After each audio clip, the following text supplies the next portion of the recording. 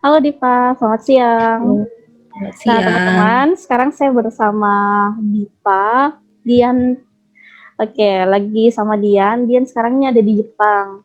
Nah, Dian bisa kenalin dulu nggak sapa-sapa teman-teman di rumah nggak? Halo, nama saya Dian Dipa. Hmm, Panggil terserah aja. Dian Ter Dipa sama aja. Panggil terserah aja ya udah. Nah Jangan sekarang, dipanggil terserah aja, panggil Dian atau Dipa. oke, panggil Dian, panggil Dipa. Hmm, Oke, nah Dipa, nih sekarang lagi di Jepang kan, lagi menempuh program pendidikan S2 untuk yap. konsentrasi robotik ya. Ya, AI and Robotics. Robotik. Nah, boleh sharing nggak ke teman-teman gimana sih proses-proses kehidupannya di sana Dipa, pendidikannya gimana, dan Dipa ini kayaknya dapat beasiswa kan dari Max. Iya, dapat. Dapat. Nah, boleh sharing-sharing juga nggak tentang itu? Boleh. Jadi, pertama datang ke Jepang dulu ya. Jadi Boleh. pertama datang ke Jepang itu 2019. Programnya sekolah bahasa di Hiroshima. Jadi program bahasa itu saya masuknya dari bulan April 2019. Harusnya selesainya itu 2021 April. Jadi emang dia harus 2 tahun. Nah, tapi ya as time goes by, jadi kayak ternyata di bulan 10 2020 jalannya diubah, dikasih rejeki lolos beasiswa Max di Kyushu Institute of Technology di kita Kyushu. Bagiannya majornya itu Life Science and System Engineering, konsentrasinya itu Human Intelligence System, AI and Robotic seperti itu. Nah, jadi bulan 10 akhirnya saya pindah dari Hiroshima ke kita Kyushu dan sekarang ada di kita Kyushu. Luar biasa. Beasiswanya Max Mombuso. Max Mongkubo. Ah, udahlah Max aja ya. Mombuso aja. Mombuso. Nah, selama sekolah di sana ngerasa kayak gimana sih sama pendidikan yang sudah didapat Dipa di Indonesia, agak shock nggak atau kayak gini lah aku bikin simpelnya. Kemarin kan waktu di Indonesia Dipa ambilnya jurusan statistik kan. Ya, statistik. Jadi untuk teman-teman yang belum tahu, jadi Dipa ini S1-nya statistik, jurusan statistik, dan kemudian di Unhas di Jepang ya, di Jepang sorry, kemudian di Jepang ambil jurusan robotik. Nah itu kan kayak gimana ya, nggak ada hubungannya statistik sama robotik, kayak benar-benar mulai baru kan. Nah itu gimana sih proses menyesuaikan dan sebagainya? Jadi ya seperti yang ditahukan sayanya jurusan statistik Universitas Hasanuddin itu S1. Nah, pas sampai di sini tuh sebenarnya dulu tahun 2017 sudah pernah datang ke sini sekali. Terus dapat supervisor juga di Kyushu Institute of Technology. Tapi waktu itu nggak lanjut apply pas 2018 karena belum dapat beasiswa. Jadi waktu itu sabar-sabar dulu lah, kayak gimana ya, pokoknya orang sabar disayang Tuhan. Masalahnya kan kayak daripada sebenarnya kan Indonesia punya banyak beasiswa kan, jadi kayak sayang banget kalau nggak mau mencoba dulu. Jadi kayak nggak, menurut aku waktu itu nggak usah terburu-buru lah. Jadi akhirnya 2017 2018 nggak apply, akhirnya memutuskan buat menyediakan semua dokumen aku, kayak dokumen-dokumen yang akan dibutuhkan lah pokoknya, ijazah apa segala macam ditranslate, terus IELTS, sempat juga tes les dan tes bahasa Jepang. Terus 2018 tahu kan ida perjuangannya kita mencari beasiswa, belum lolos, gak dapet. Nah, Mungkin itu bisa 2018 diceritakan ke teman-teman juga yang waktu perjuangan sama bareng-bareng kita. Iya, 2018 itu kita belum apply apa-apa ya, kayak baru searching sesuatu aja kan. Kita kan kenalnya 2017 ya. Terus 2018 itu udah kita mengumpul informasi dan mulai informasi aja mulai kumpulkan dokumen juga, surat rekomendasi. Nanti kayaknya iya deh 2018 itu kita udah mulai apply program KGSP kalau nggak salah ya yang pertama. Iya. Yang buat Korea kan. 2018 mulai. Ya, 2018. Kita kenal 2017-an. 2018 awal itu kita udah mulai kumpul-kumpul informasi tuh. Nah, di pertengahan 2018 kayaknya kita udah apply untuk KGSP. Dipa, Nana, aku ya kan. Kedua kalinya aku daftar KGSP. Jadi kayak 2018 kita kumpul dokumennya udah hampir lengkap. Udah lengkap ya. Terus udah itu tinggal fokus ke mendaftar banyak beasiswa. Nah, kayak AAS, KGSP, Chinese government, kita daftar semua itu kan. Kalau aku ingat waktu itu tuh kayak benar-benar satu sisi udah tinggalin kesempatan buat lanjut cepet di Jepang, satu sisi harus waktu itu juga bukan terpaksa sih, kayak karena kosong jadi kerja full time dan sambil daftar beasiswa, banyak beasiswa yang didaftar. Dan ya kalau mau teman-teman tahu itu tuh semua harus pakai uang sendiri. Jadi kayak kalau orang bilang kayak beasiswa ini kayak gini, astaga guys, percayalah kita itu harus modal di awal. Ya bener-bener. Pokoknya belajar, ngirim apa semua. Asik juga kali ya kalau misalnya Dipa cerita dulu deh awal, instead of talking about your life in Japan now. Mungkin mulai dari ini kali ya. Gimana perjuangannya dulu sebelum dapat beasiswa waktu jadi mahasiswa scholarship hunter, yang bener-bener tuh kayak seru banget sumpah ya. Seru banget itu kan, kamu kan bersama denganku saat itu, kamu kan bersama denganku saat itu. Jadi 2018 kita apply, waktu itu ada yang kayak aku kan KGSP sempat sampai interview kampus, tapi sudah itu nggak lolos. Nah, kalau mau diingat sedih banget, tapi ya udah mau diapain lagi, berarti bukan rezekinya. Mungkin kita udah berusaha keras, tapi ada orang yang usahanya lebih keras dari kita. Itu sih yang selalu aku kayak pasang di mindset, kayak kalau nggak lolos itu artinya bukan akunya yang nggak bagus, cuman akunya udah berusaha terbaik, tapi ada orang lain yang usahanya lebih baik. Jadi kayak itu adil. Jadi kayak ntar tunggu ya giliran kamu ini dulu nih, karena dia udah berjuang mati-matian. Mungkin aku mati-matian tapi ada yang lebih mati-matian. Nah, atau juga kayak aku tuh pikirnya kayak gini, ya udahlah mungkin ini bukan yang terbaik buat aku ya kan. Mungkin di depan itu ada yang lebih terbaik buat aku. Ya betul. Atau kayak ini bukan bagian kamu nih, kamu kayaknya nggak cocok di Korea, nggak cocok di Inggris, kamu lebih cocok di Jepang. Kamu gitu. Nah, kalau mau dibilang ya, akunya itu sampai nunggu sekitar 3 tahunan buat beasiswa ini dan S2. Jadi kalau dibilang itu nunggu bukan sekedar nunggu ya, tapi iya, nunggu tuh kita juga udah di dalam trigger lingkungan kan, kayak iya, kawan perginya ini udah ada, ini semua, tapi nggak dapat. Nah, kan Ida juga menjadi saksi di semuanya. Jadi kita kayak sempat gap year ya. Itu kita sempat gap year ya, Kak? Gap year. Jadi mungkin relate banget sih sama kondisi sekarang yang banyak anak-anak SMA yang belum rezekinya lulus untuk SBMPTN ya kan. Nah, itu mungkin jangan nyerah aja gitu ya, jangan sampai ada yang lebih baik buat kamu di depan. Cuma aku kalau ya kita ntar dulu kita bahas yang Jepang, kita bahas dulu yang dari awal kan. Jadi kayak aku tuh kalau misalnya kayak orang-orang anak-anak SMA zaman sekarang atau anak-anak kuliah kayak nyerah aja mau nikah, dalam hati aku tuh kayak astaga, emang nikah semudah itu? Kamu nikah emang cuman sudah itu nikah udah gitu, udah hidup selesai, udah itu gak ada lagi. Ini tuh sekolah itu kita tahu master bakal selesai 2 tahun atau lebih. Bener-bener. Yeah. PhD bakal selesai 3 tahun, 4 tahun atau lebih, tapi emang ada jangka waktunya. Nikah tuh seumur hidup cuy. Jadi kayak kalau lo nggak bisa selesaiin skripsi, dia bilang yang bilang aduh nggak bisa selesaiin skripsi mau nikah aja. Oh my god, come on, skripsi itu bukan apa-apa tuh, nggak. Come on guys, astaga. Saran aku ya, ini satu saran aku buat anak-anak yang baru lulus kuliah atau baru lulus kuliah dulu lah, atau baru lulus apapun itu, yang kayak satu step mau melangkah ke step lainnya. Apalagi kalau kamu masih muda, jangan pernah berhenti bermimpi. Menurut aku, ya kayak kemarin kita pernah bahas kan di stories baru-baru yang kayak mimpikan, kejar, lakukan apakah itu, dan kayak konsisten. Yes, betul. Jadi bermimpi dengan mata terbuka kan.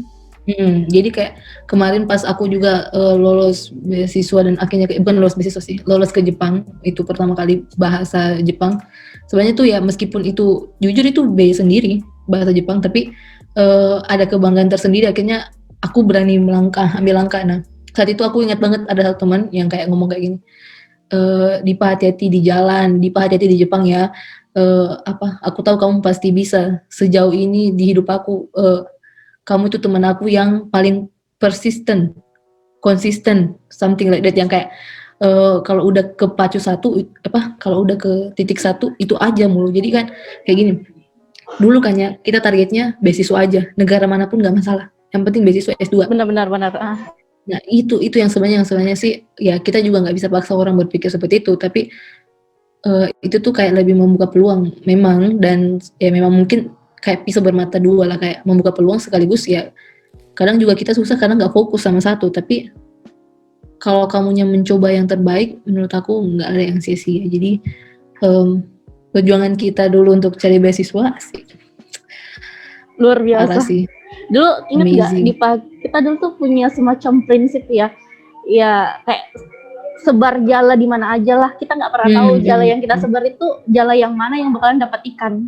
Iya, kita nggak tahu. Sampai ya kemarin kita kirim berkas kemana-mana, ke Inggris, Australia, Jepang, Korea, pokoknya sebar aja udah. Iya betul.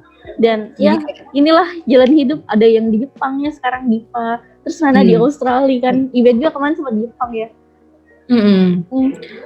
Kayak kemarin tuh ada yang kayak bilang, kamu tuh doa sebanyak mungkin aja, doa sebanyak mungkin ke Tuhan, entah doa mana yang dijamah itu urusan dia, tapi kamu doa aja sebanyak mungkin. Nah aku sih percaya sama hal itu. Nah kita lanjut aja, 2018 kan udah nih apply banyak kan. Nah 2019 udah 2018 akhir tuh sebenarnya aku udah mumet kan, kayak nggak bisa sih ini, nggak bisa kayaknya, mungkin aku harus melalui jalan lain.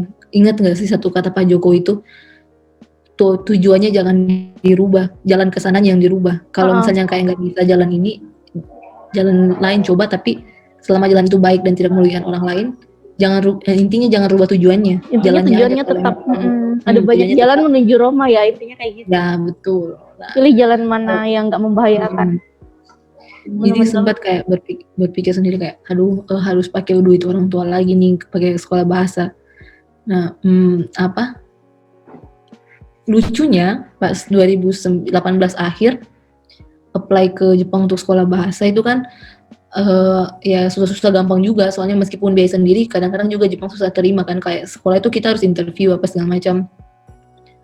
Nah pas keluar visa di 2019 awal bersamaan dengan salah satu beasiswa Korea yang aku lulusin yang waktu itu, yang kalian sendiri kayak nggak tahu KGSP kan. Nah dengan bersamaan waktu itu salah satu dosen yang 2017 aku temuin di sini tuh email aku kembali kayak, kamu mau nggak masuk lagi di lab aku gitu. Tapi waktu itu kayak astaga banyak banget yang langsung bersamaan datang, jadi kayak mungkin kayak Tuhan bilang, oh udah kamu pusapin diri kamu, udah siap nih, udah banyak yang datang. Kayak tiba-tiba bersamaan udah visa udah keluar untuk sekolah bahasa, supervisor lama yang di Jepang tuh akhirnya email lagi tanpa aku tuh sebenarnya udah nggak ingat diri email lagi kayak, kamu masih mau nggak masuk di lab aku. Padahal dia itu setahu aku anak bimbingannya udah banyak dan dia udah jarang mau terima anak bimbingan. Nah waktu itu dia email aku pribadi kayak masih mau nggak, tapi aku kayak nggak bales, sumpah aku nggak bales. Terus bukan itu juga nggak baik dicontoh sih, sebenarnya harusnya bales kayak maaf Prof kayak gitu. Tapi ini kayak saking banyaknya ya yang kita apply, jadi kayak tenggelam gitu kan. Jadi kayak banyak choice yang datang, waktu itu juga lagi sibuk-sibuknya dan tiba-tiba Korea datang, akhirnya kayak dilema sendiri kayak, mah gimana nih bicara sama mama lama, terus doa lama, kayak gimana ya tuh, kayak mau Korea tapi Jepang biaya sendiri, cuman mau Jepang. Dilemanya luar biasa. Tapi waktu itu tuh mama aku bilang kayak, mama sih lebih seneng kamu ke Jepang. Itu sih yang dia bilang pertama. Itu sih yang dia bilang kayak, mama sih lebih seneng kamu ke Jepang sih. Nah waktu daftar ke Cina juga, Chinese government itu sebenarnya dia itu nggak terlalu ridho. Jadi kayak pas daftar China dia itu sempat kayak, bukannya dia nggak suka, cuman kayak dia prefer ke Jepang emang ya. Iya mungkin karena 2017 aku udah pergi ke Jepang, pas 2018 coba daftar Cina, dia kayak mama sepertinya kayaknya lebih enak di Jepang gitu, lebih enak hatinya di Jepang. Jadi aku kayak aduh ya udahlah, tapi aku waktu itu kan kayak bukan juga nggak mau dengar, cuman kayak coba aja dulu kan, kayak kita kan mana tahu mana yang lolos. Nah akhirnya 2019 awal tuh akhirnya udah Kimeta udah memutuskan kayak ya udahlah Jepang aja, nggak apa-apa, bayar sendiri dulu. Nah sekolah bahasa masuk, nah di sini struggle dimulai kehidupan. Sambil baito juga kan di sana waktu awal-awal di Jepang. Ambil baito, ampun. Ampun ya, baito terus sambil belajar bahasa Jepang yang kanjinya super duper wow, musikazine. Ya, jadi seperti yang kita tahu baito itu kan part time job. Nah, pas datang ke sini tuh bagusnya karena pas 2018 aku sempat ambil kerja full time di yang memang sibuk juga di salah satu mall di Indonesia, di Makassar. Akhirnya kayak ya udah mulai terbiasa kerja, tapi di sini kerjanya agak sebenarnya singkat, cuma 5,5 jam per hari, tapi kayak sekolah kan. Jadi pas sampai di sini tuh sebulanan doang, nggak sampai sebulanan sih, kayak urus berkas apa isi segala macam, karena langsung banyak kartu kan, kayak asuransi ini dikasih semua, ini harus ada semua, harus diurus. Nah 1 bulan setelah itu langsung apply buat part time job, lolos bukan lolos sih, kayak itu tuh perusahaan memang milik sekolah gitu. Nah bukan pabrik, lebih tepatnya pabrik makanan buat rumah sakit dan yang dijual umum. Jadi aku tuh masuk sekolah bahasa dari jam 9 pagi sampai jam 1:30, jam 1:30 kah. Tapi sudah itu part time jobnya itu mulai dari jam 3. Ya lanjut kerja yang di mall itu kan ya? Yang di mall itu ya? Bukan, yang ini yang di Jepang ini. Oh, yang di Jepang. Nah, yang sudah masuk di Jepang, part time jobnya itu dari jam 3 sore sampai jam 9 malam. Jadi kerja tetap jalan, belajar juga harus tetap jalan dong ya. Ya, nah, intinya tujuan utama tuh jangan dilupa. Nah ini kan ceritanya aku udah di Jepang kan, ceritanya kayak sekolah kan dari jam 9 pagi sampai jam 1:30 kalau nggak salah, atau jam 1. Terus sudah itu dari jam 3 tuh part time job sampai jam 9 malam. 9 malam tuh selesai di pabrik itu. Belum pulang, belum di jalan kan, belum siap-siap mau tidur, mandi, makan apa segala macam. Nah, pokoknya biasanya tuh di ranjang itu udah mau bobo biasanya udah 10:30. Tapi itu kan kalau dibilang 10:30 tidur mah masih bisa cepet ini. Masalahnya kerja di pabrik itu bukan kerja kayak gimana. Jadi kayak masukin makanan, masukin makanan ke kulkas, pokoknya yang dingin banget itu, atau yang kalau nggak dingin banget panas banget gitu, atau kalau nggak yang cepet banget, atau yang berat. Jadi kayak semuanya tuh serba wow. Baru ya emang kerja, emang ada pengalaman kerja, tapi tetap beda. Jadi kayak kalau dulu kerjanya di mall jadi supervisor lebih kayak santai, bisa bergaya, pas masuk pabrik tuh astaga. Udah nggak ada gaya ya, nggak ada gaya. Ganti baju pakai baju apa aja, karena masuk pabrik tuh pakainya langsung ganti, semua seragam. Baju pabrik kan?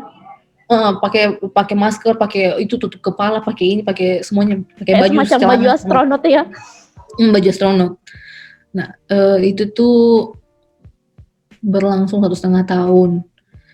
Itu juga kan pas sampai di sini nih ya. Jadi ceritanya kayak mama aku tuh orang tua biayain. Memang dia kayak target kayak ya udah kalau memang mau ke Jepang pakai biaya sendiri oke. Tapi mama cuman tanggung sampai misalnya kayak sampai di Jepang. Sudah itu habis itu untuk kehidupan Dipa harus bisa sendiri. Dan ya memang sekolah tetap harus dibayar, karena waktu itu pembayaran pertama kan cuman nggak full kan. Jadi kayak tetap cari macam uang bisa buat DP bayar dulu ya. Jadi kayak bayar sambil hidup, sambil coba jalan-jalan sedikit-sedikit. Nah itu lo lucunya, karena yang orang-orang tahu itu yang jalan-jalannya aja, yang mereka lihat di Instagram. Mereka nggak tahu betul, perjuangan di balik Instagram itu ada apa. Jadi ini aku buka semua. Ada orang yang nggak tidur, ada orang yang udah hampir stres, ada orang yang taruh bantal di kepalanya kalau kita ke Babade. Apalagi ya sekolah bahasa itu kan kayak gimana sih? Karena kita basicnya Indonesia nggak ada huruf kanji-kanjinya, jadi ya mau nggak mau harus belajar.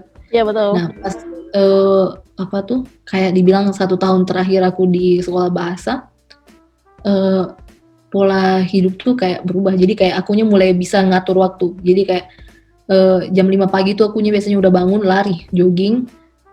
Bukan 1 tahun sih, 6 bulan pas 9 bulan sebelum pindah ke kita Kyushu itu jogging atau tidak olahraga dalam rumah biar paginya tuh matanya kebuka kayak di kelas tuh melek kayak karena kalau enggak tuh ngantuk soalnya ya orang belajar bahasa kan kayak ini artinya ini baru yang sama sekali benar-benar bukan bahasa kita jadi kayak Apalagi bahasa Jepang tuh kayak dia dikenal salah satu bahasa yang sulit ya. Bukan cuman kanji kan, ada hiragana katakana. Hiragana katakana sih masih mending ya. Aku bisa baca. Tapi kalau udah kanji, aduh udah deh. Katakan. Udah nggak kebayang. Udah. Nah, Gak aku bisa kalau kok. ingat-ingat itu tuh apa? Emang harus belajar keras buat kanji. Iya. Baru kalau kan ada juga orang yang tipe belajarnya itu kan beda-beda. Nah kebetulan aku tuh tipe belajarnya kalau nggak subuh pagi udah bisa belajar kalau malam karena kalau malam kan pulang baito tuh capek. Jadi kayak aku langsung mandi siap-siap biasanya makan malam biasanya juga cuma minum teh terus tidur bangun pagi cepet-cepet olahraga terus pulang itu belajar gitu aja. Jadi itu gitu mulu karena apalagi pas kayak 1 tahun terakhir itu tuh sekolah aku kayak setiap hari ada tes kanji di awal kayak tes short test buat sekitar 20-an kanji dikerjain gitu. Macam untuk mengetahui kosakata baru yang diketahui ya. Kanji ke hiragana atau hiragana ke kanji. Gimana kanjinya.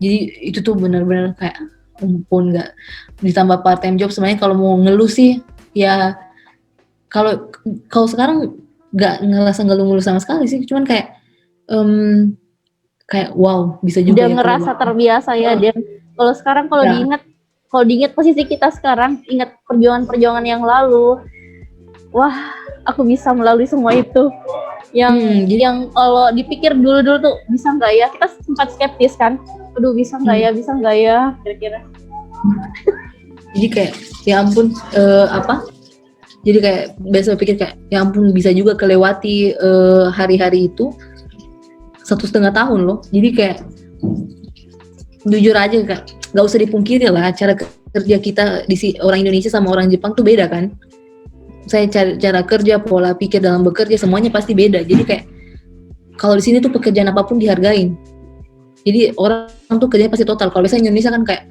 astaga kamu jadi waiters di sini tuh sesuatu yang wow karena kebanyakan ya anak SMA, anak kuliahan itu ya milih part time job jadi waiters. Kalau mau dipikir juga gaji mereka tuh bisa sampai kayak 10 jutaan udah lumayan. Lah Indonesia kan. Dan mereka tuh remajanya di sana udah terkenal mandiri ya kan.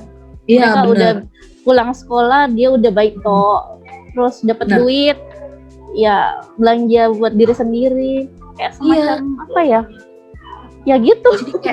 Jadi kayak itu sih sebenarnya kalau kemarin kan sempat kita bahas juga kan di kita nih kayak mau ditanamkan sama salah satu teman kita mau event mau ke sekolah-sekolah mau bahas tentang apa ya kemarin generasi muda kan sebenarnya itu aku tuh kayak keinget kayak kamu bisa nggak sih sekalian sharing kayak part time job be independent girl or man atau kayak in their yang jadikan sesuatu yang biasa aja jangan jadikan sesuatu yang kayak ih kamu part time job ya ya iya kamu mau apa emang menurut aku tuh kayak part time job itu lebih membanggakan daripada taruh duit minta duit sama orang tua what is that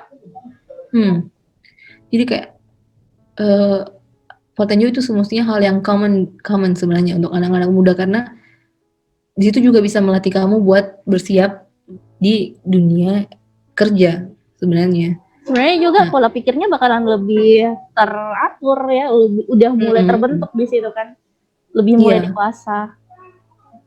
Nah pas selesai akhirnya pas 2020 bulan 10 lolos kan itu beasiswa ke sini. Nah itu juga lucu. Nah sebenarnya beasiswa ini tuh aku mulai mulai urus tuh dari tahun 2020 awal. Jadi pas lagi sekolah bahasa kan, lagi sekolah bahasa nih. Jadi pokoknya biasakan aja hidup itu tuh sangat di sini tuh kalau mau dipikir kalau kalian dengar cerita aku pasti kayak astaga ini tuh beruntun-runtun banget. Tapi ya emang gitu. Kayak kamu tuh harus mencoba mengejar sesuatu tuh kayak time management, mengejar sesuatu tuh kayak harus gitu. Intinya fokus ya, fokus aja Beruntun. kan. Nah, Ya, jadi kayak masih sekolah bahasa kan, jadi 2019 sampai 2020 awal masih sekolah bahasa sampai 2020 bulan 10. Nah, 2020 awal tuh Max yang GAR itu Global Advanced Assistive Robotics itu dia kayak program khusus di QTech buka buat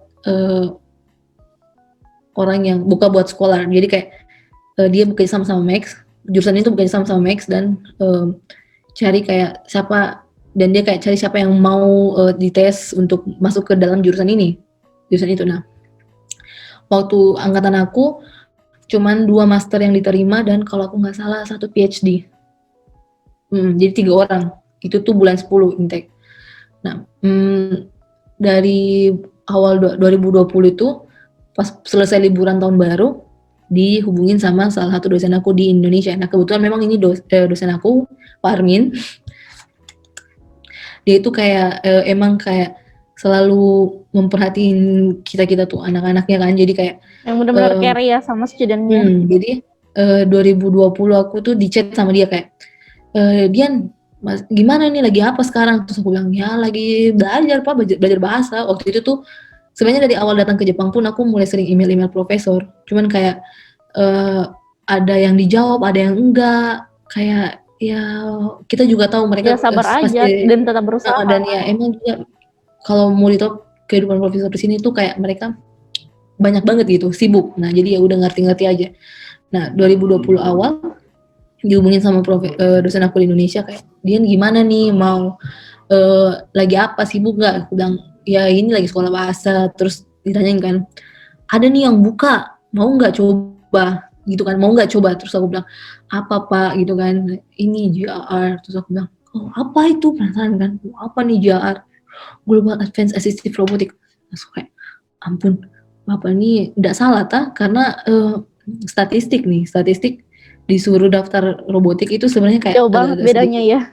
ya agak sedikit kayak dalam hati kayak takut tapi waktu itu tuh nggak tahu ya kenapa kayak dalam hati daftar aja lah daftar aja. Nah terus jadi dosen aku tuh di Indonesia kasih tahu sebenarnya kayak lagi besoknya tuh dia udah deadline. Besoknya itu udah the latest submission. Tapi entah kenapa itu diperpanjang sekitar 5 harian. 5 hari atau pokoknya singkat, nggak panjang. Kayak 4 atau 5 harian diperpanjang.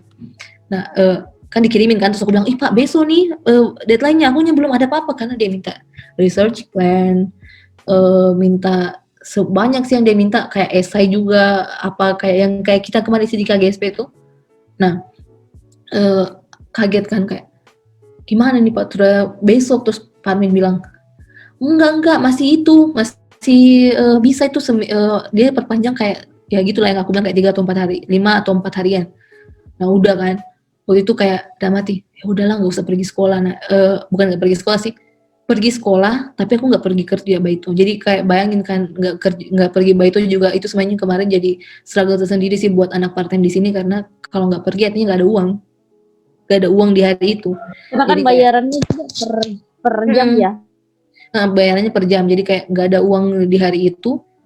Tapi ya kita nggak punya pilihan, kayak first thing first. Nah waktu itu udah pikir kan harus fokus nih. Jadi ada sekitar 3 hari aku tuh cuman tidur kayak sejam apa 2 jam berturut-turut. Pas sudah kayak gitu tuh kayak aduh mampus, udah kurang darah, pusing kan, karena sekolah bahasa Jepang terus disampingin dengan kerja-kerja kayak gitu, esai, research plan apa segala macam. Sedangkan research plan-nya itu ditanya kan ada salah satu pertanyaan dari forumnya itu kayak bagaimana hubungannya materi kamu yang dulu sama yang sekarang yang akan kamu ambil, sama research plan yang kamu tawarkan. Nah, research plan aku waktu itu aku ingat banget dia itu tentang machine learning. Itu tuh aku baru cari di Google. Jadi kayak cari di Google kan kayak gimana sih itu robotik apa segala macam tuh kayak ya udahlah cari dulu cari kayak oh iya menarik, mulai menarik kan kayak wih bagus nih enak bukan enak belajarnya kayak ya tahu menderita sih tapi enak nih kayaknya seru mulai cari Iya, tahu akhirnya menderita. iya jadi akhirnya 3 hari tuh jadi research plan jadi esai jadi semua yang ditanyakan di formnya itu selesai eh, submit hari besoknya tuh besoknya deadline aku submit hari ini ya ceritanya kayak besok deadline kedua kan aku submit hari ini dengan harapan tuh kayak udahlah keterima gak keterima ya nggak apa-apa nggak usah itu kan. Nah seminggu kemudian terima email kayak dari kampus kan kayak kamu kan kebetulan waktu itu aku udah hubungin prof aku kan Prof Kauri itu karena rekomendasi dari dosen aku juga kayak coba hubungin dosen ini jadi kayak itu tuh dosen aku tuh kayak menawarkan kamu coba hubungin ini kamu bisa nggak ya udah aku hubungin lagi kan sendiri jadi ya meskipun dibantu dosen aku juga nggak sekedar memberikan aja jadi kayak kamu dibantu tapi kamu harus berjuang sendiri gitu jadi kayak dikasih udah berjuang sendiri hubungin kan waktu itu tuh paling stres karena dosen aku ini prof aku yang sekarang ini nggak balas karena ya emang udah deadline sebenarnya tuh itu kayak sebenarnya sih ini tuh nggak boleh dicontoh karena itu kayak mepet banget jadi kayak ya bagaimana kan kita Deadliner. udah infonya itu kan Ya. jadi dosen aku prof aku tuh yang sekarang dia nggak balas tapi aku tulis namanya di form kayak aku rencana di sini. Nah 1 minggu kemudian datanglah email dari ketua tim JR ini di masa mau kan kayak kamu yakin nggak Prof Kauri mau terima kamu di labnya?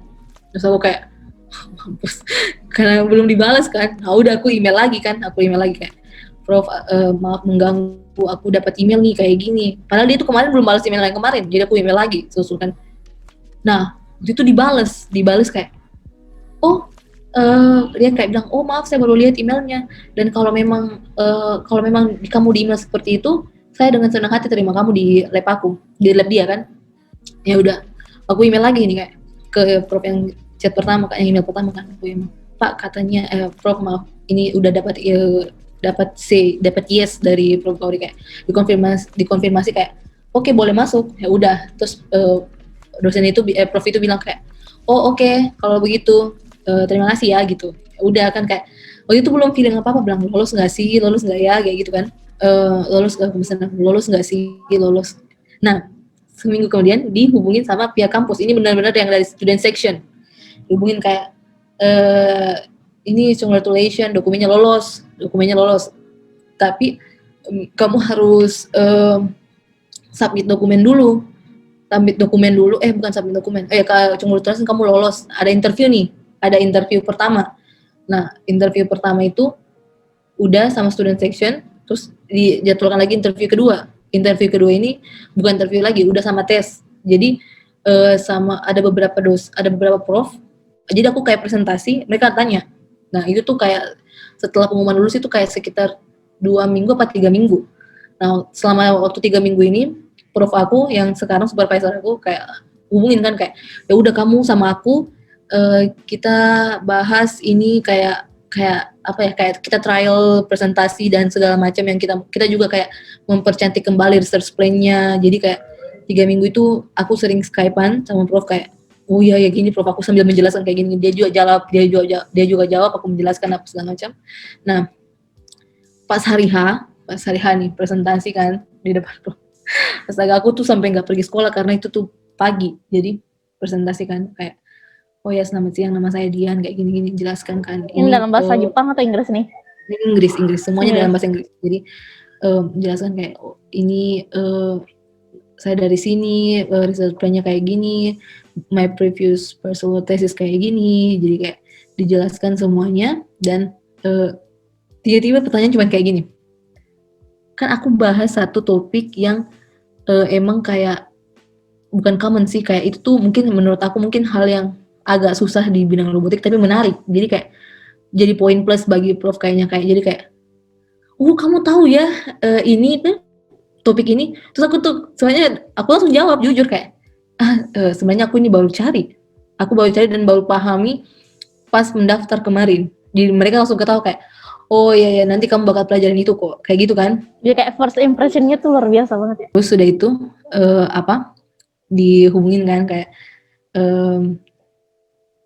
di tes kan, aku udah presentasi apa segala macam ngomong, terus pertanyaannya tuh cuman itu doang satu, kenapa kamu ambil topik ini, kamu tahu ya topik ini, terus aku kayak nggak tahu, udah jelasin kan dengan sejujur-jujurnya, terus mereka pada ketawa, dan pertanyaan selanjutnya apa?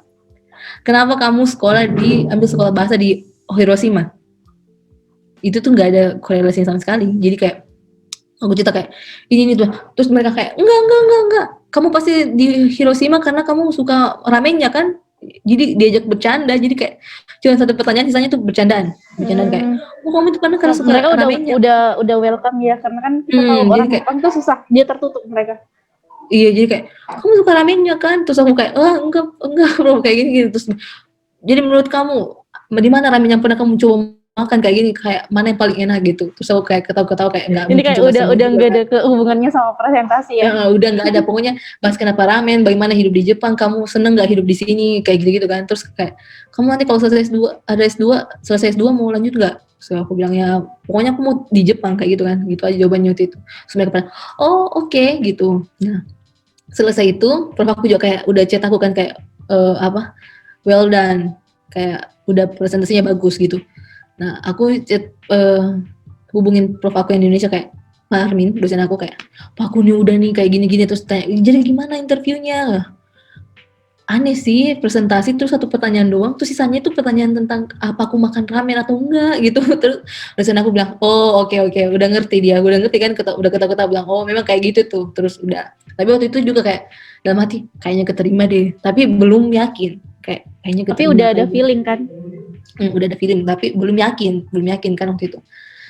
Soalnya Max ini susahnya kayak gitu, kayak kalau kamu nggak sabar kamu susah, karena Max itu hampir setahun. Jadi bayangin aku daftar dari awal tahun, nanti keluar hasil akhir itu bulan 9 pertengahan awal. Jadi sudah interview, terus masukin lagi dokumen buat Max. Setelah itu diterima Max, masuk lagi dokumen buat kampus. Setelah diterima kampus, baru tunggu lagi sekitar sebulan. Nah setelah sebulan tunggu lagi. Nah waktu itu kan kemarin juga pas di sini kan lagi corona kan, jadi Max itu harusnya kamu dari Indonesia berangkat ke Jepang. Dia itu aturannya seperti itu. Nah waktu itu kan aku di Hiroshima, jadi kayak mau pulang susah, kalau mau pulang nih susah masuk akunya, kayak gitu kan. Terus prof aku juga bilang gak usah pulang dulu, kita tunggu dulu keputusannya. Itu tuh udah pengumuman lulus kan, kayak ya udah congratulations kamu udah lolos nih Max, udah. Terus akunya masih digantung kan, kayak antara pulang dengan tidak. Nah akunya memberanikan ini karena persyaratannya. Iya betul. Nah kalau sekolah bahasa sendiri kan itu normalnya kalau emang kamu mau keluar baik-baik itu ya di pas hari libur, di kayak 6 bulanan gitu kan. Nah, per semesternya. Nah aku kan masuk kan awalnya bulan 4. Nah bulan 10 tuh aku harus sudah keluar kalau emang mau keluar. Gak boleh lebih lagi tuh, bakal rancu juga kan. Jadi akhirnya bulan 8 akhir mereka bilang belum tahu nih, tapi kamu tahan dulu di Jepang, jangan pulang, jangan kemana-mana. Sering juga tiba-tiba kayak di email kan kayak kamu masih di Indonesia nggak? Kamu masih di Jepang nggak? Kayak gitu kan? Kamu masih di Jepang nggak? Enak kamu masih di Jepang nggak? Everything is okay kayak gitu kan? Terus aku bilang iya masih ini. Prof aku juga sering kayak cek aku kan. Nah pas akhirnya belum ada keputusan, bulan 9 awal aku chat kayak gimana kalau emang nggak pulang, emang kalau kamu mau saya pulang, karena kalau nggak pulang susah, sekolah saya bakal masuk lagi bulan 10.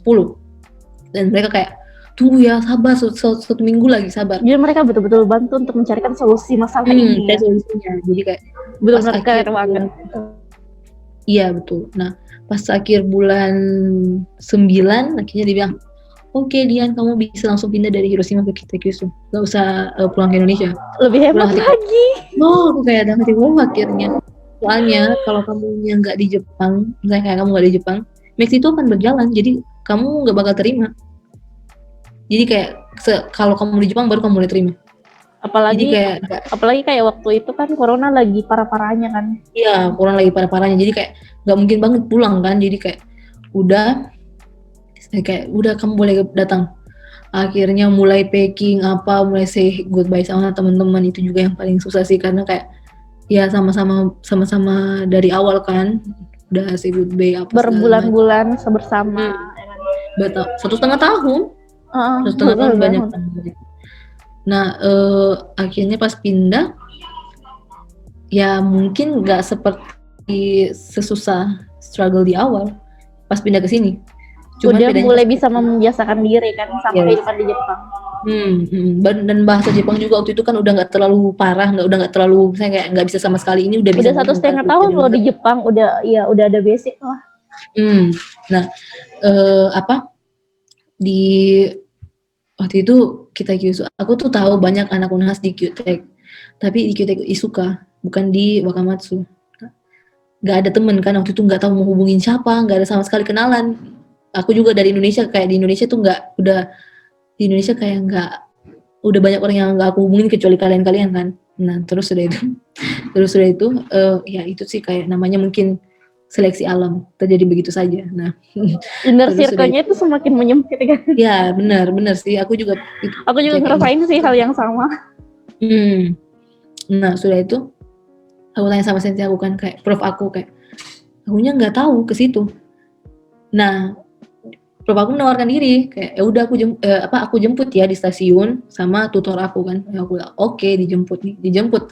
Aku kira itu hal yang common di Jepang. Ternyata pas kayak sebulanan di sini tuh udah mulai ketemu kayak komunitas Indonesian. Terus mereka pada bilang, siapa yang jemput kamu datang awal di sini? Terus aku bilang, aku naik Shinkansen dari Hiroshima ke sini, barang aku kirim duluan, barang diurus sama dosen aku. Barangku datang duluan itu diurus sama prof aku. Barangku datang duluan kayak spesial banget ya. Nah, barangku diurus sama prof aku. Nah, pas aku datang dijemput juga kan di stasiun. Terus mereka pada kaget, hah? Bisanya? Terus aku bilang, emang kenapa? Biasanya itu langsung tutor doang yang jemput. Aku bilang, oh.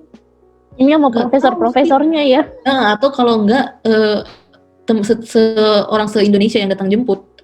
Nah, ini tuh betul-betul prof aku. Jadi kayak mereka pada, astaga, hebat, bener-bener gila. Terus aku bilang, tapi akunya emang gak ada kenalan waktu awal datang kan, jadi menurut aku hal wajar. Dan mereka kayak, tapi itu tuh kayak bukan hal yang common kalau kamu jemput prof kamu. Terus aku bilang, soalnya aku bilang sama dia, aku gak ada kenalan, siapa yang mau, aku gak tahu jalan ke sana, gak tahu gimana kan. Terus dia yang menawarkan diri, ya so why not gitu. Jadi sudah itu pas sampai di sini mulai semingguan belum pernah nggak ketemu sama satupun orang, ketemu orang, nggak tahu kalau di sini tuh ada komunitas Indonesian, nggak tahu. 1 minggu itu benar-benar sendiri, tahu nggak sih, bayangin sendiri orang Indonesia nggak tahu siapa-siapa, negara baru, masuk master degree langsung sendiri, nggak ada kenalan sama sekali. Terus tiba-tiba nih kayak kepercik, kayak aku punya senior dulu di Waseda kita gitu kan, tanyain lah. Terus mereka pada bilang, oh ya ada dong kok komunitas Indonesia di situ. Terus dihubungin ada Jerome kan di Waseda. Ini Waseda kita Kyushu sih. Iya. ICP apa ya, pokoknya yang computer science dah. Jerome di Tokyo kan. Terus sudah itu, aduh sayang banget Jerome di Tokyo. Terus sudah itu udah di gimana tadi? Udah di apa ini? Gara-gara dia udah di Kyushu. Oh ya, udah ditemukan sama orang-orang Indonesia di sini. Kayaknya udah jalan sekali sama mereka, kayak mereka kayak welcome kan ya. Oh ayo makan. Mungkin kita nggak bisa terlalu kumpul-kumpul soalnya lagi corona kan. Jadi kayak oke. Kenalan. Akhirnya ya udah. Jujur karena Max tuh sebenarnya berlakunya beda-beda di setiap kampus. Nah, kebetulan kampus aku ini nggak memperbolehkan penerima Max itu untuk baito. Jadi bisa dibayangkan bagaimana hektiknya hidup aku sebelumnya di Hiroshima, tiba-tiba langsung sampai sini langsung melempem. Langsung kayak gak ada 6 bulan awal, bukan 6 bulan sih. 3 bulan awal tuh benar-benar kayak kosong ya, karena nggak ada kerjaan. Kampus, tapi belum tahu mau ngapain karena ya jurusannya juga baru, semua baru. Nah, saya pun pelan-pelan kayak kasih lagi, karena dia tahu aku lama gapnya kan dari S1 ke S2, mulai kasih buku statistik robotik, statistik ini. Jadi kayak aku mulai baca, mulai kasih buku mind blowing, buku tentang mind gitu kan. Udah mulai baca. oke, udah ada tujuan. Baru kan kayak kalau di sini tuh sistemnya ada lab meeting. Ada lab meeting kan. Ada lab meeting sama lab personal gitu. Jadi lab meeting itu kita semua melaporkan apa yang kita lakukan. Lab meeting itu lebih personal lagi. Jadi kayak kamu ngomongin apa yang kamu udah buat, mana hasilnya apa segala macam tunjukin. Nah, udah mulai akhirnya 3 bulan di sini tuh langsung hidup tuh langsung berubah drastis, berubah. Jadi awalnya tuh kosong, tiba-tiba kayak hampir setiap malam sampai di karena karena waktu itu juga langsung sensei bilang 3 bulan ini kan aku habisin buat baca research paper, jurnal, terus sensei bilang mau coba conference gak? Oke, coba, berhasil, lulus, keterima, mulai dari sensei kayak oke, asah lagi gitu. Nah, sekarang aku baru selesai conference pertama sekitar 2 minggu lalu kan yang kita bahas tuh. Nah, nanti kalau nggak ada halangan, conference kedua aku submit akhir bulan Juli. Gitu. Setelah itu ada project lagi menunggu. Jadi kayak sumpah pusing sekarang tuh kayak awalnya mau baito lah kayak gini karena nggak ada kerjaan, tapi sekarang kayak aduh kayak nggak ada waktu istirahat sekarang ya. Nggak ada karena ya saya pribadi juga sadar kan. Syukurnya sih karena Max ngelarang baito kan. Coba Dipa sekarang lagi baito, terus ada research paper conference gitu, ya ampun. Itu tuh kayak ya sweet and sour. Jadi kayak ada teman juga yang Max di sini di kita Kyudai, kita Kyusudegaku. Tapi dia bisa baito dan enak ya, emang ribet tapi sisi lain tuh ada untungnya gitu sih, tapi ribet dan ada untungnya, jadi kayak lebih diasah lagi. Cuman kalau kamunya nggak baito ya kamu bisa lebih fokus, itu bagusnya. Nah, gimana ya, pas selama di sini juga apalagi sih yang kamu tahu nih, aku udah cerita banyak. Jadi dulu kali ya untuk part 2-nya mungkin kita akan cerita banyak lagi tentang bagaimana Dipa belajarnya robotik apa segala macam. Oh iya, kayak tadi aku tuh mau bilang kayak kenapa jadi kayak sedikit lebih lega nggak baik itu karena ya sendiri juga sadar kan, karena statistik robotik itu kan agak beda jauh, jadi kayak mau nggak mau harus belajar sendiri. Baru S2 itu konsepnya beda sama S1, jadi kayak kamu dikasih sesuatu, kamu buat jadi sesuatu yang lebih. Jadi kayak nggak usah dituntun lagi lah, kamu tahu baca buku kan, kamu tahu cari di Google bagaimana kan, kamu tahu cari kayak informasinya di mana kan, sumber terpercaya di mana kan. Jadi kayak nggak hanya copy paste dari Google, tapi kamu harus kayak cari sesuatu yang kayak memang terpercaya, itu tuh hasil research seseorang. Jadi jangan kayak asal copy paste dari blog atau something gitu. Jadi kayak yang benar-benar bermutu, terjamin kualitasnya. Nah, tapi harus kayak ya itu emang kayak udah beberapa kali dilakukan riset gitu. Jadi ya memang mengikuti aturan atau kaidah kepenulisan ilmiah ya. Atau kayak mulai dari sumber dan sebagainya, pencarian masalah. Jadi kayak kebanyakan kan di sini sistemnya report. Jadi kayak repoto. Jadi kayak kamu upload, jadi kamu dengar di Zoom atau lihat video on demand. Terus itu kamu disuruh bikin report, kamu dikasih satu tema atau dikasih soal, kamu cari tahu gitu, kamu kembangkan dia sampai terkembang-kembangnya gitu. Ya gitu sih. Luar biasa. Perjuangan jadi Pak, semoga bisa menginspirasi untuk teman-teman. Intinya tuh teman-teman please jangan berhenti untuk berusaha ya kan. Pokoknya benar-benar bangkit. Salah, typo di otak. Jangan berhenti berusaha. Typo di otak. Pokoknya jangan berhenti berusaha. Gagal bangkit. 1000 kali gagal, 2000 kali bangkit. Betul. Ya kamu tahu lah gimana rasanya kan kita tuh. Ya aku tahu, tapi kan sharing ke teman-teman gitu dong.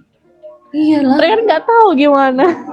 Banyak guys kalau nggak mau itu tuh bisa langsung tanya dia nih. Dia juga udah tahu gimana semua seluk-beluknya penderitaan, tapi ya nggak bisa dibilang penderitaan juga sih. Bukan sih penderitaan, kayak perjuangan, lebih ke perjuangan kali ya. Tapi kita enjoy aja sih. Kita perjuangan menghasilkan hasil. Ya perjuangan, dan kita enjoy aja ya masalah perjuangan itu. Sampai kita punya support system yang memang benar-benar kuat banget. Ya jadi kayak kita tuh punya tim, ya asik tim. Tim.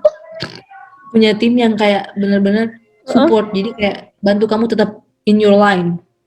Jadi Yes, jadi mungkin itu hal yang terpenting untuk teman-teman kalau saya tetap mau berada di garis tujuannya, ya coba cari lingkungan teman-teman yang sevisi, yang semisi, yang bisa bawa positive vibes untuk dia sendiri. Yes. Hindari orang-orang toksik. Wow. Jadi kayak dia teman-teman yang baik tuh, kayak kelompok yang baik tuh nggak membatasi kamu. Jadi malah dia kayak, kamu berkembang, oke, please be something. Kita bakal terus kayak oke, hyping you from here, pokoknya sampai kamunya dapat sesuatu yang kamu mau gitu. Jadi kayak awalnya kan kita semua mau coba S2 ke luar negeri. Nah sekarang tuh kayak kita udah kepisah-pisah tapi kita tetap sama, in touch. Tapi tetap berkembang kan, tahu nggak, yang kayak kita nggak tetap nggak jalan di tempat, jadi kayak jadi satu, jadi sesuatu gitu kayak. Dan lebih ke sharing untuk mental health juga kan, nggak sekedar kita juga itu sebenarnya guys, grup kita tuh banyak fungsinya. Selain dari bahas beasiswa, kita juga tiba-tiba kayak mengkeluh kesahkan, wajar lah namanya manusia kan, keluh kesah ada, tapi jadi itu bahan gimana, sharing kita aja di dalam grup ya, kayak itu yang jadi bahan pembahasan kita ya. Jadi untuk teman-teman mungkin yang penasaran apa sih yang sedang kita omongin kalau misalnya kita lagi bareng, kita nggak ngomongin orang kok, kita nggak ngegibah kok. Benar. Kita nggak ngegibah kok, kita nggak ngegosip kok. Kita cuma boro-boro. Kita cuma sharing, lagi ngapain sih? Ini enaknya in the future kita mau bikin apa sih buat ngebangun ini? Kita build apa sih buat proyek apa sih? Kita lebih ngebahas soal itu sih. Bukan kayak si Anu itu gini banget ya, gini. Aduh enggak deh. Kita juga pernah punya grup yang sampai isinya banyak banget karena kayak satu orang bawa teman yang mau coba-coba tes. Ya bener. Kita kayak tarik menarik, masa-masa indah sih. Tarik menarik, tapi pada akhirnya seleksi alam lagi. Siapa yang bisa bertahan? Karena the point of the group ya kita juga kan. Kita juga sih. Ya udah.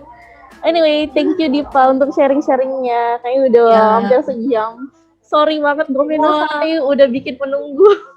Ya nggak apa-apa sih. Aku juga sekarang tadi udah selesai meeting sama kelas, jadi mau pulang dulu, ada mau kerjaan sesuatu di rumah gitu. Iya sih. Ini dari berbulan-bulan kita planning buat ini, akhirnya hari ini. Thank you banget. Panas dan sukses terus untuk Edumacha. Thank you guys, thank you Dipa. Oke, nanti kita set time untuk bahas yang lain. Ditunggu Edumacha di Jepang. Amin, thank you, bye. Oke, bye-bye.